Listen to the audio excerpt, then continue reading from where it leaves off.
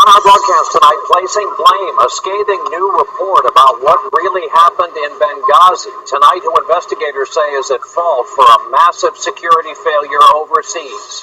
Proof of life. Suddenly there's news about a U.S. Army sergeant who vanished almost 5 years ago in Afghanistan.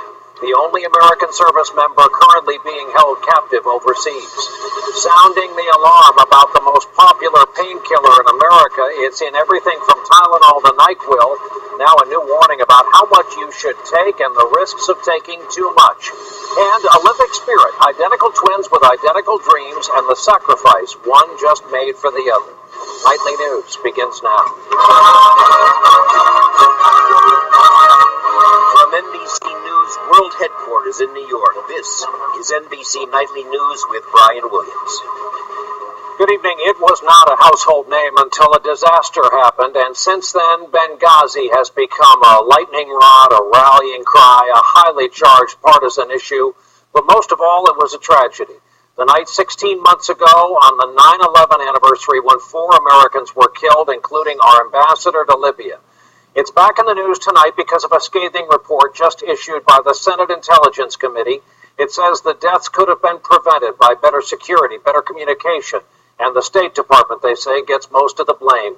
It's where we begin tonight with our Chief Foreign Affairs Correspondent, Andrea Mitchell, in our D.C. newsroom. Andrea, good evening.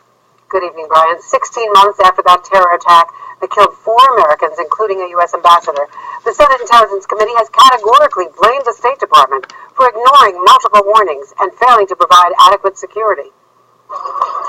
Benghazi, Libya, 9/11/2012. The month and day alone should have set off alarms, but didn't. The report says the attacks that killed the 4 Americans, including Ambassador Chris Stevens, were preventable.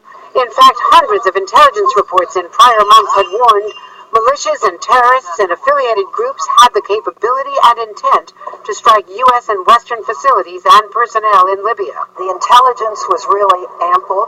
I had an opportunity to review it myself. Was it the State Department that should have ramped up the security with all these warnings? The CIA, or both? It's the State Department that's responsible for the security of our missions and embassies. The report says the CIA increased security at its annex a mile from the diplomatic mission. The State Department did not. They needed more security measures. They needed more personnel. All of that was ignored. A major new finding, Ambassador Stevens declined 2 specific offers from African Command General Carter Ham for more military support. And the report says the Pentagon, whose closest fighter jets were more than 5 hours away, was not prepared to respond to the attacks. Committee Republicans also issued a blistering attack on former Secretary of State Hillary Clinton, who last year tried to rebut charges of a cover-up. What difference at this point does it make? It is our job to figure out what happened and do everything we can to prevent it from ever happening again, Senator. But the Republican committee members categorically blamed Clinton, writing, at the end of the day, she was responsible for ensuring the safety of all Americans serving in our diplomatic facilities. Her failure to do so clearly made a difference in the lives of the 4 murdered Americans and their families. That will be fodder for any presidential campaign. As she herself says, the buck stops at the top, and she was in charge of the State Department at the time. Hillary Clinton's office referred all questions back to the State Department, which tonight told NBC News, we are focused on improving the security of our embassies. We'll leave politics to others. Brian? Andrea Mitchell starting us off from D.C. tonight. Andrea, thanks.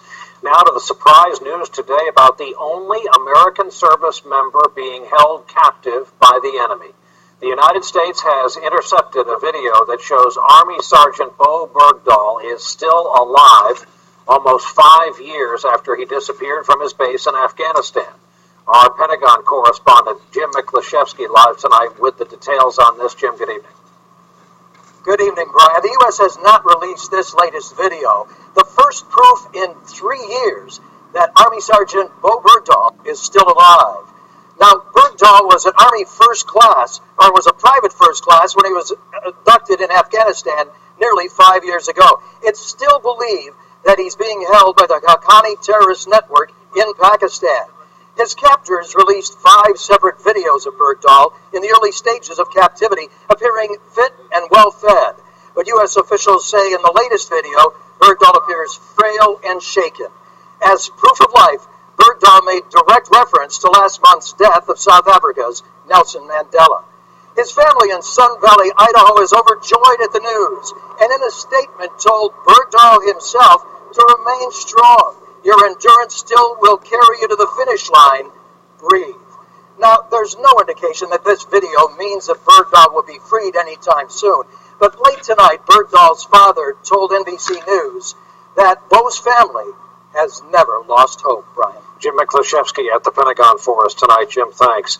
And tonight, the U.S. Air Force says 34 of its nuclear missile launch officers who maintain the nation's missile defenses have been caught up in a cheating scandal, accused of sharing answers to a monthly refresher exam on their knowledge of how to operate the missiles. All of those accused have been stripped of their certification. It was discovered during a separate drug investigation that involves 11 Air Force officers at bases in the U.S. and the U.K. One day after the school shooting in Roswell, New Mexico, we're learning new details about the 12-year-old boy who allegedly opened fire in his middle school gym. Authorities said today he had warned some students away just before the attack, and that the victims, an 11-year-old boy, a 13-year-old girl, were chosen randomly. The little boy remains in critical condition, while the girl is in satisfactory condition. Officials say the suspect got his shotgun from his family's home and had 3 rounds of ammunition on him. It was a teacher in the school who persuaded him to put the gun down. That teacher is today being hailed as a hero. Now to that chemical leak that tainted the water in West Virginia and disrupted life for hundreds of thousands of people. More than half the water customers have been given the okay to use it again. Meantime, the chemical has been swept hundreds of miles downriver. It's now in the Ohio River, where it's being detected in the Cincinnati area and beyond. We got our report tonight from our chief environmental correspondent, Ann Thompson. Every hour, there's a special delivery to the Richard Miller Water Treatment Plant on Cincinnati's east side. Inside the cooler, vials of water from the Ohio River to be tested for MCHM, the coal processing chemical that made Charleston, West Virginia's tap water unusable. What this machine does is it takes a sample and breaks it down to its individual components, including MCHM, which is present in the samples at 10 to 30 parts per billion. Is this at a level that's dangerous to human health?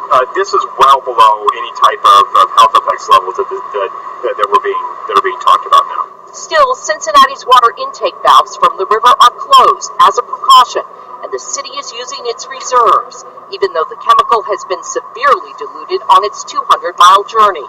Authorities first detected the chemical spill Thursday at Freedom Industries. It traveled down the Elk River to the Kanawha River.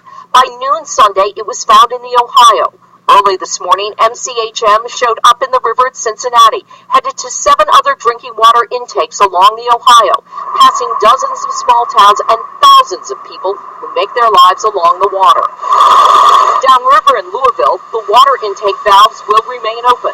Authorities say the filtration system will catch whatever of the chemical remains.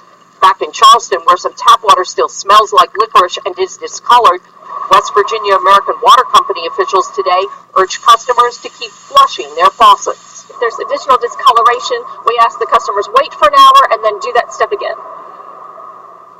Now, the Ohio River moves at a speed of about 3 miles per hour, so officials here think that chemical plume will be gone by tomorrow, certainly Friday at the latest. Brian? Ann Thompson, Covington, Kentucky tonight, across the river from Cincinnati. Ann, thanks. The battle over abortion was back before the Supreme Court today, specifically this time abortion protests and an effort to limit them around the entrances to clinics. The question before the justices today, does that violate free speech? We get our report from our justice correspondent, Pete Williams. Eleanor McCullen, a 77-year-old grandmother, shows up twice a week at the Planned Parenthood clinic in Boston, hoping to persuade women not to get abortions. They're abandoned, they're alone, and I'm just saying, wait, don't rush in, can't reverse this. But under a state law, protesters cannot cross a line that keeps them 35 feet from the clinic door. They say that violates free speech and makes conversation impossible. We don't want to be screaming at them. You know, we're not. But it sounds like we are if we have to follow. The government is not allowed to say that its sidewalks are open for Planned Parenthood, but closed for people offering alternatives. Holy Mary, Mother of God. But the clinics say the law is a response to years of aggressive tactics by protesters. They were allowed to physically be up against the door and scream at patients as they walked into the clinic. The protesters who want to have a quiet conversation with our patients have it right out on the sidewalk, and they do that on a regular basis. They just need to do it outside the buffer zone. In court today, Justice Ginsburg said the buffer zones make sense because the state can't screen people to know who will be well-behaved and who will be disruptive. But Justice Kagan said the zone is more than a few feet, an area equal to a good portion of a courtroom. And Justice Kennedy asked, "You want me to say there's no free speech right to quietly converse on an issue of public importance?" Nationwide, 15 other states have similar buffer zone restrictions on abortion protests through local laws or court orders. The justices seem prepared to strike the Massachusetts law down as a blunt instrument that restricts too much speech. Pete Williams, NBC News at the Supreme Court. In New Jersey tonight, the legislature there named a special counsel for the committee that will investigate the George Washington Bridge scandal involving Governor Chris Christie's administration. He is a former assistant U.S. Attorney Reed Shar, and he's the man who prosecuted former Illinois Governor Rod Blagojevich on corruption charges. In a new national NBC News poll out tonight, 44% believe Governor Christie is telling the truth, while 33% say he is not. 30% now say they view him unfavorably, while 28% have a favorable view of the governor. Tonight's health news has to do with drugs found in so many American homes, the ones often prescribed for patients after surgery or an injury, the pain relievers and prescription pain meds that contain acetaminophen, the active ingredient in things like Tylenol. The FDA is taking action to limit the amount of acetaminophen in prescription meds because overdosing on acetaminophen is the most common cause of liver failure. Our chief medical editor, Dr. Nancy Snyderman, is here with us with more on this. Nancy. Hey, Brian, the FDA was very pointed today in why they've taken this action, and it has to do with the fact that so many people don't know that acetaminophen is a common component in prescription painkillers like Vicodin and Percocet. Patients a lot of times decide to add additional over-the-counter acetaminophen without realizing that they are at risk for liver damage, and that's why the agency is asking doctors to stop prescribing medications, combination medications with more than 325 milligrams of acetaminophen per dose. It all boils down to why today's announcement is so important. It targets the prescription painkillers. It's a reminder to keep the dosage down to common levels. That is, don't exceed more than 4,000 milligrams in a 24-hour period. That's usually about 8 or 10 pills. Ask your doctor, what is the content of the acetaminophen in any prescription painkiller? And finally, remember, alcohol is not your friend when it comes to acetaminophen, so don't drink when you take this medication. And it's a reminder also that for most pain that isn't severe, when you just need an over-the-counter medication, one pill, one 325 milligram pill can sometimes take care of routine pain, and there's no evidence, interestingly, Brian, that 2 pills is better than 1. And in that way, this is big news today. Nancy, thanks as always. Still ahead for us tonight, 5 years since that miracle landing on the Hudson. Tonight, which major U.S. airports are facing a growing threat of bird strikes? And later, a big announcement today why Apple is giving money back to Apple customers. Prior to